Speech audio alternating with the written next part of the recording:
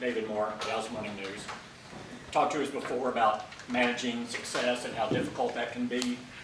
When you look back on this game, how much of it do you believe was not doing a good job of managing success early in the season, and how much of it was just the adversity you had from the number of injuries you had? Yes, I think really, I mean, when you look at the whole picture, and you got to be, careful of over-evaluation too. I talk about it all the time. I'm a big believer in education and application and then evaluation. And, you got to be careful in the evaluation process. I mean, because yes, we talked about, the practices all week, but we had a number of things going on that were not normal. But, at the end of the day, I've been part of weeks where the practice wasn't quite what you wanted it to be, and then you played very well. And then you had great weeks of practice where it didn't, it hasn't gone so well on Sunday. So I think just look at the whole thing, just keep breaking it down physically, mentally, and emotionally, staying true to how you believe you need to prepare for a game, and then more importantly, the in-game focus on, the ebb and flow of the game. I mean, that game didn't flow at all for the first half. So, I mean, that was the most, up and down, herky-jerky. I mean, just a lot going on. So I think once our guys got settled in the second half, I think things were better. And just on your end and the coaching staff's end, as far as the timing of the injuries, how was that changing from basically Wednesday or Thursday on, as far as what well, you we need to be about? better. I mean, that's not the way to go. I mean, let's be honest. I mean, we had young players that I'm very proud of. We had two gentlemen that had their first career starts. So, but their preparation wasn't, to the level in hindsight that it frankly should have been. So, you learn from that. You play a higher end of caution with these injuries and timelines and those types of things. So, but yeah, we missed the mark there last week, clearly. Current to a full start to look at regarding the run defense. I know you had the adversity with the offensive line, but what were the problems there? Was there a lack of focus? I mean, you've talked all season about them wanting to run at you, and so you had to expect that they were going to try to run. Well, you had the big play there early, and I think just like anything, they went with you could let Dan talk in specific, more of a Philadelphia type, game plan, and they hit us on a couple of things. So, but at the end of the day, it just comes down to, the gap integrity, and we just need to be better. So was it an issue of not taking the offense lightly or anything like that? Taking them lightly? Yeah. Oh, I don't think we took them lightly. I mean, I like their perimeter players. I did. They had guys that could play. We felt that Dobbs would be a bigger challenge, this year than he was last year. I mean, we played against him in Tennessee. I mean, he wasn't even there a week. So no, I don't think we took him lightly. Can't take anybody lightly. Yeah. Todd Archer for the ESPN. The red zone last year was so good percentage-wise. Do you go back and look at those things that you did last year, or you said everything? You kind of take a look at everything. Where do you start? Well, last year, I mean, we looked at last year during the spring. Yeah, so I mean, everything we did the last 2 years, frankly, we built this offense off of the foundation of the things our players currently knew, and conceptually on how we can move forward. So, yeah, I don't no. To answer your question, we're not going to go back and look at last year. We've done that part. So, and it's part of how we plan to attack this year. So, but yes, we will spend more time on red zone. This week. I mean, that's just the way I've always done it. So, when things aren't right, you just you work harder at it and you spend more time on it. But it's week 3. We know what our numbers are. We were last in the league and third down a couple weeks into it last year. So, it turned out pretty good. So, we're not going to overreact to it because, the most important thing is we're getting down there more than anybody. We lead the league in 10 plus drives. So we're moving the ball. That's the hard part. So when we have some strong feelings that we're not going to talk about in here, but on things we know we can improve on. So, but yes, we're aware of it. Mike, Sadi's The Athletic. To build off of that question, you guys lose Dalton and Zeke. How much of it is adapting to the new personnel and the strengths of what you have now versus what you guys had last year? That's a good point. I think, just, giving them guys, the credit for what they've accomplished in their time here. They're both extremely productive players. Obviously Zeke throughout his whole career, I know Dalton got his opportunity in, 2020, with the injury to Blake. So, but yeah, that's a lot of productivity. But, you look at our backs. I think Tony's doing an outstanding job being the lead runner. I'm very proud of Rico. I mean, the broken tackles in that game are, I think we had 29 broken tackles in the game. So, and our running backs were a big part of that. So, so I feel good about the production we're getting, from our running back room. And, Jake Ferguson, he's doing a lot of nice things. And, and we're a little younger. We got to keep working, so they'll be better as we move forward. But I really like both those rooms. Is it also something where those players need to kind of adapt to that style or that's part of the field? Like maybe someone is really good in between the 20s, but has to learn how to be good beyond the 20 as well. You talking about the tight ends and running backs? No, just all the players, receivers, tight ends, running backs, everything. No, we don't run the run and shoot, so we understand how, nothing against run and shoot because we won't offend anybody here. But no, I think it, how we want to play. I mean, there's some things I think by down and distance we're taking a hard look at. So, but on how they played us was probably a little different, which you get this time of year. So we're taking into consideration all those things. Calvin Watkins, Dallas Morning News. You said you missed the mark on some things. Is that preparation for the young guys because you got veteran guys who are taking those reps? Is that what you mean?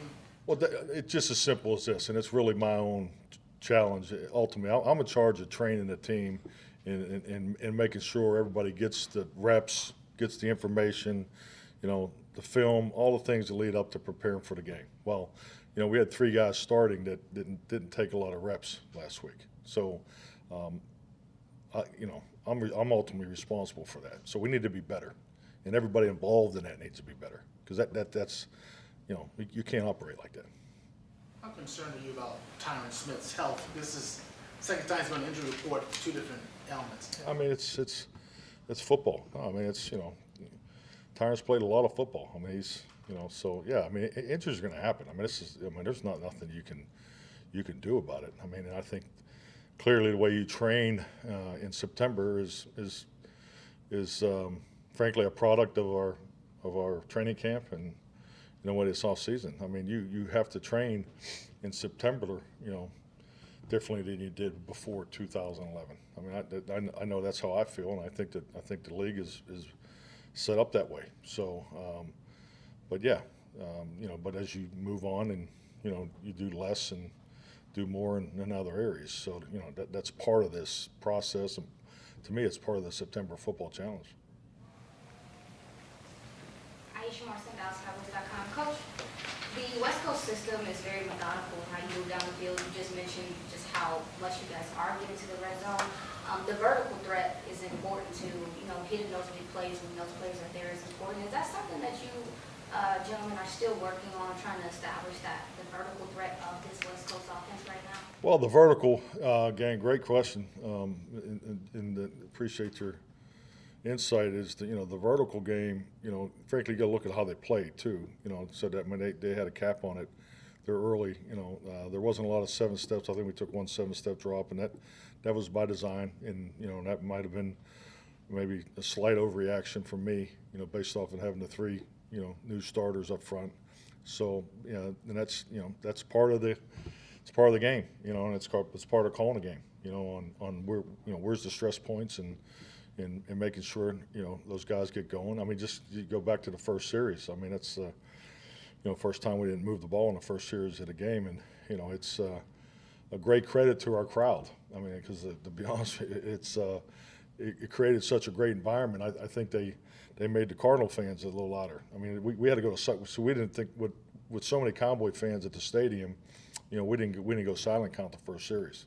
So, but we were in it the second series because I mean that was a loud atmosphere, and that's a credit to to all the great Cowboy fans there, but the Cardinal fans kind of they stepped up too. So I think it made for a great atmosphere to compete in. So it's always the little things usually when it comes down to those type of mistakes.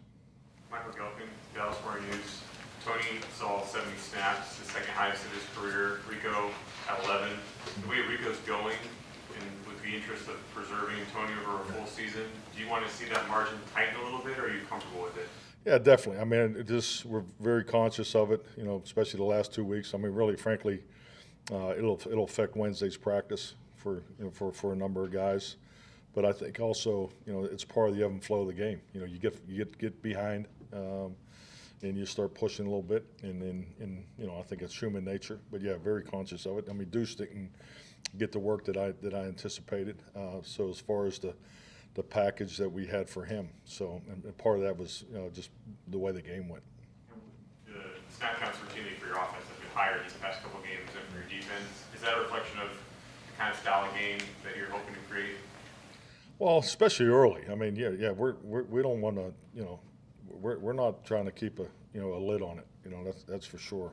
So we do want to play an aggressive brand of ball, in all three phases. So yeah, definitely. I mean, I think as an offense, if you can, if you're pushing 70 plays each and every week, you're definitely get the number of attempts at the plate to be as productive as you need to be to win the game. Correct. Down close late, you were, with the behind by 2 scores, you ran a lot. Yep. You talk about that on the, I know the clock management. Yeah, there's a couple calls. Well, yeah, I think clockwise we were fine. But yeah, it was really more of a reaction how they were playing early. Probably more in the high red. So the first and second down runs. Whether the specifics of run pass or not, but I wish I'd have been more aggressive in the passing game there on first and second down. Nick. Nick Harris, DallasCowboys.com. You mentioned last week about getting Michael Gallup more involved going into the Arizona game. Is there more of an emphasis on Brandon Cooks now, only 39 yards in his first 2 games? Well, I mean, it's a long year. I'm not ready to, I mean, we're not going to play the stat tennis match coming in here every week. I mean, because you can, at the end of the day, it's scoring more points than the other guy. We didn't do that. So that's really where my focus is. And also Brandon, some of the things that you look to do, the week's prep, in the way the final lineup ended up, those things factor too. So, but yeah, I mean, I think Brandon does a tremendous job, and we're playing him in some spots and doing some things that I think we can build off of moving forward. Some of the routes we've run with him. Todd. The injury status for Tyron, Zach, and Tyler, what do you expect from those guys on? We'll have to wait till Wednesday. I just had a lot going on today, so I don't have the injury information for you. Was there ever a consideration of moving Tyler Smith to left tackle, or was that you just want to keep him in one spot for that first game that he's played? Well, I mean, it's we talk about all different combinations. I think just like anything, I think once we get a hold of the timelines, of injured players, and is it short term, is it long term? So we're having those conversations. In yesterday's game, was he an option to be a left tackle yesterday? No, not the way the week went. Yes. So. Mike, how do you view the fade route down in the red zone? Is that something that you feel is a viable option and something that you feel like you have the personnel to execute well down there? Yeah, I definitely like the fade route. I think it's one of your primary routes down there. Yes. And in terms of the receivers that you have, whether it's CD, Michael, I mean, what does it take to execute that well? I think CD and Michael are excellent body types for that, and their skill set, and and the specific detail, the footwork is a tad different than it was before. So I mean, there's definitely some adjustment there, as far as the way we've done it in the past. David. Deron Bland moving outside and filling in for Diggs in this game. What were your initial impressions of how He graded out well, and he's super consistent, battled. I thought he was one of the brighter spots on defense. Cal. On the Gallup PI, did you ever talk to the league and say, get an explanation about why they picked up the flag at all? No explanation.